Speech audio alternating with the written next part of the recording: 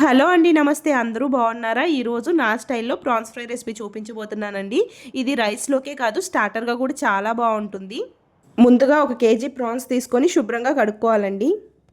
Next ఇందులోకి పసుపు, ఉప్పు వేసుకొని ఒకసారి కలుపుకొని మూత పెట్టి మీడియం ఫ్లేమ్లో రొయ్యల్లో నుంచి వాటర్ అన్ని బయటకు వచ్చేసే వరకు మగ్గించుకోవాలి. ఇక్కడ చూపిస్తున్న విధంగా ప్రాన్స్లో నుంచి వాటర్ అన్ని పోయాక ఈ విధంగా దగ్గరకు అయిపోతాయండి. స్టవ్ పైన ప్యాన్ పెట్టుకొని 4 టేబుల్ స్పూన్ ఆయిల్ యాడ్ చేసుకొని ఆయిల్ హీట్ అయిన తర్వాత 2 యాలక్కాయలు, 2 లవంగాలు, 1 ఇంచు దాల్చిన చెక్క, 2 పచ్చిమిర్చి, కొద్దిగా కరివేపాకు వేసుకొని తర్వాత కచ్చా పచ్చాగా గ్రైండ్ చేసుకున్న 2 మీడియం సైజ్ ఆనియన్స్ని వేసుకొని ఫ్రై చేసుకోవాలి.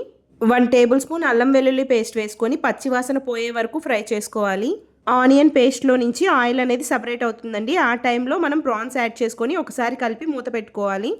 మంటని మీడియం ఫ్లేమ్లో పెట్టుకొని 7 మినిట్స్ ఫ్రై చేసుకున్న తర్వాత ఇందులోకి 1 టేబుల్ స్పూన్ కారం, 1 టేబుల్ స్పూన్ ధనియాల పొడి, 1/2 table spoon garam masala add చేసుకోవాలి. మసాలాలన్నీ కూడా రొయ్యలకు పట్టే విధంగా 2 నిమిషాలు మూత పెట్టి మగ్గించుకున్నామంటే ఎంతో రుచికరంగా ఉండే ప్రాన్స్ ఫ్రై అనేది మనకి రెడీ అయిపోతుందండి. ఇష్టమా? ఎలా ఉన్నాయి ప్రాన్స్?